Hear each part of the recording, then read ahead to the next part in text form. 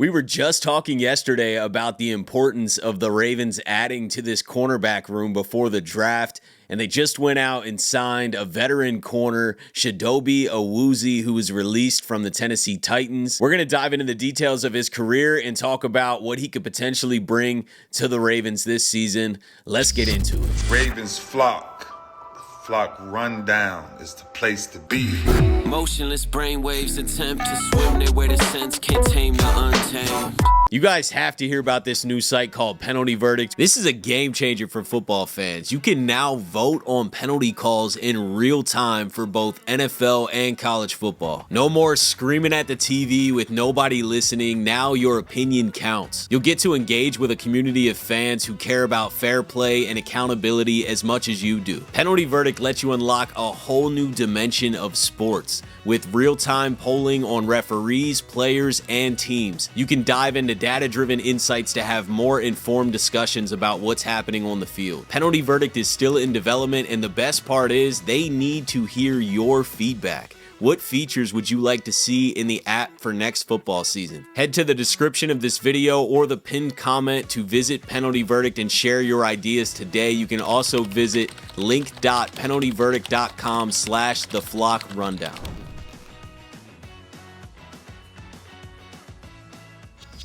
What's up, Ravens fans? My name is Ryan, and welcome back to another episode of the Flock Rundown. So the Ravens went out and added to this corner room. We were just talking yesterday about how important it is to add to this room. The room was very thin. All we had was Nate Wiggins, Marlon Humphrey, TJ Tampa, and Jalen Armour-Davis.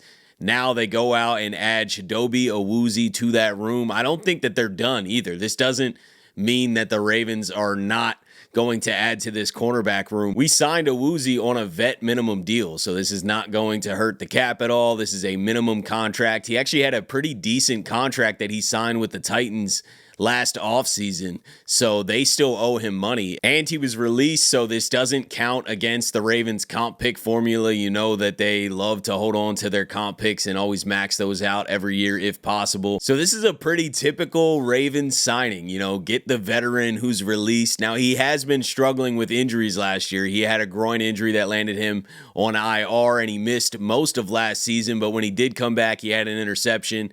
I think Awuzie is trying to prove that he still got it and is definitely going to add some depth to this room. But like I said, I don't think this means that the Ravens are done. It doesn't mean that the Ravens wouldn't potentially bring in another corner. It doesn't mean that the Ravens won't attack cornerback early in the draft. But this signing does take a little bit of pressure off of bringing in additions to that room. We now have at least 5 corners, and I know the Ravens aren't done, but it feels a little bit better to add a veteran to that room. I think that Awuzie is probably going to play that Tre'Davious White role, being a rotation out there. Who knows? He could end up being fully healthy and have a really, really good year where he gets close back to his prime. But, you know, based off of last season and all the injuries that he has, this isn't prime Awuzie. You shouldn't expect what he was on the Bengals or the Cowboys. And speaking of that, let's dive into his background a little bit. Awuzie was drafted by the Cowboys in the second round in 2017. He spent 4 seasons with the Cowboys, and he had a productive time with the Cowboys. His rookie year in 2017, he appeared in 10 games, started 6 of them, had 25 tackles, 14 solo,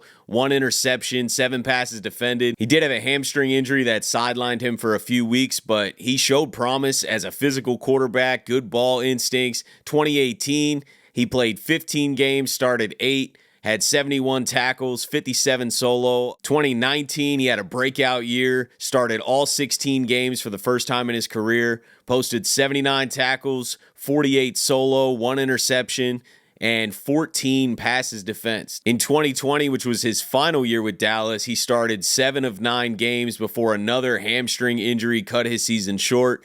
He had 38 tackles, 29 solo, 1 interception, 5 passes defensed. Over his 4 seasons with the Cowboys, Awuzie played in 50 games, 42 of those he started. He had 213 tackles, 4 interceptions, and 37 passes defensed. He then became a free agent in 2021, and he signed a 3-year deal with the Cincinnati Bengals, so he's very familiar with the division in the AFC North. In his first season with the Bengals in 2021, he had a career year, starting 14 games, recording 64 tackles, 53 solo, 2 interceptions, and a team-leading 14 passes defensed. That was the year that the Bengals went to the Super Bowl, so he played in the Super Bowl and they lost to the Rams. And then in 2022, Awuzie was thriving as Cincinnati's #1 corner before he suffered a season-ending ACL injury in Week 7 against the Falcons. He returned in 2023, played in 15 games, started in 12 of them, had 57 tackles, 43 solos, 6 passes defense as he was working back from that knee injury. Over his 3 seasons with Cincinnati, he played in 37 games, 34 starts, 156 tackles, 2 interceptions, and 25 passes defended. And then last offseason in March 2024, Awuzie signed a 3-year, $36 million contract with the Titans. He started the first 3 games of the 2024 season, had 4 tackles, 3 solo, but then had a groin injury in Week 3 against the Green Bay Packers that landed him on IR. He returned in Week 12 against the Jaguars, picked off Mac Jones, and then finished the season with 8 games played, 6 of those started. He had 26 tackles, 17 solo, 1 interception, and 4 passes defensed. The Titans then released him this March after just 1 year of being with the team. And now Awuzie is a Baltimore Raven, 29 years old. This is his 4th team. He has battled quite a bit of injuries the last few years. He tore his ACL with Cincinnati, worked his way back from that, then had a groin injury for most of last season with the Titans. So we definitely need him to stay healthy, but it's a low-risk move, very low risk. We're signing him for the vet minimum, and this guy has had production. This guy has been a #1 corner on a team before. Is this a veteran who comes in like a Ronald Darby and has a career year and plays most of the season and really helps us? Or is this a veteran that we bring in with injury concerns that is banged up on and off, in and out of training camp, never really gets in the flow, kind of just in a rotation? I'm hoping it becomes a Ronald Darby type signing. That would be amazing. I still think Awuzie has some good football in him, but he has to stay on the field. So I think that's the biggest question here. But regardless, it's a vet minimum deal. So, we can't really complain about signing a guy for the minimum and adding depth to this cornerback room. And this does take some pressure off needing to draft a corner early. I did a mock draft yesterday. It was my first mock draft this year. And then also made a cornerback video right after that because I was like, man, it was kind of hard for me to get a corner early. There were some other guys, other positions that were falling that were best player available type situations. And then I didn't end up really drafting a corner. And I was like, what else can we do to bring more cornerback help into this room? Not to say the Ravens won't draft a corner early, but what if they don't? We are too thin at corner to not draft a corner early. We are almost forced to draft a corner early. So the fact that they brought in Awuzie today, veteran corner, I don't think that they would be against bringing in another free agent corner for cheap. Or they just turn their attention to the draft now. Since we have 5 corners, maybe they still want to draft a corner early to be here long term because who knows what's going on with Marlon Humphrey. We don't know how TJ Tampa or Jalen Armour-Davis are going to pan out this season. I'm still high on TJ Tampa, but it's an unknown. We haven't seen him play a lot of pro ball. So until we know what we have there, the Ravens might not have a lot of future at corner right now outside of Nate Wiggins. So it still might be smart to draft a corner early, but it takes some pressure off of it. Especially if you add another veteran corner to the room or a young upside corner like we talked about yesterday in Asante Samuel Jr. I don't know if that's the perfect fit, but I think it makes sense to get these cheap corners and just stack the room up.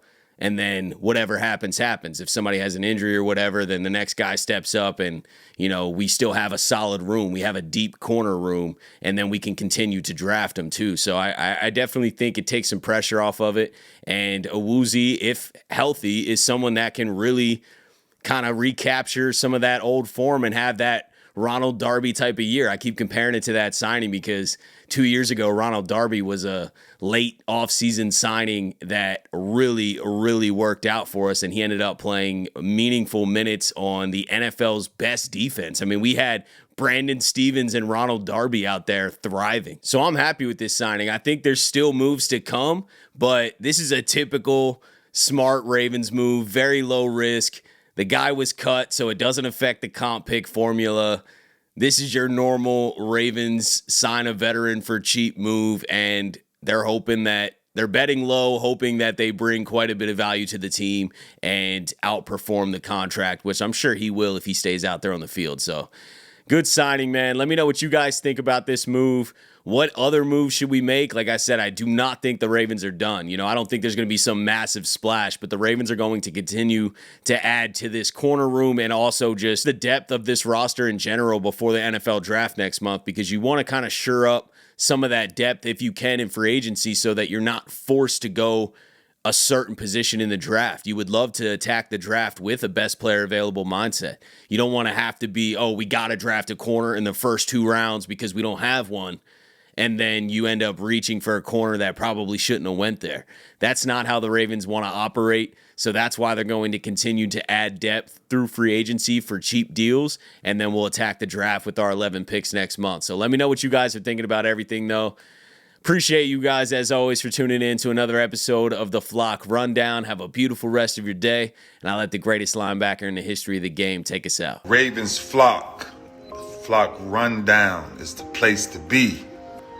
My man Ryan has been a lifelong Ravens fan since he was born. The Flock Rundown.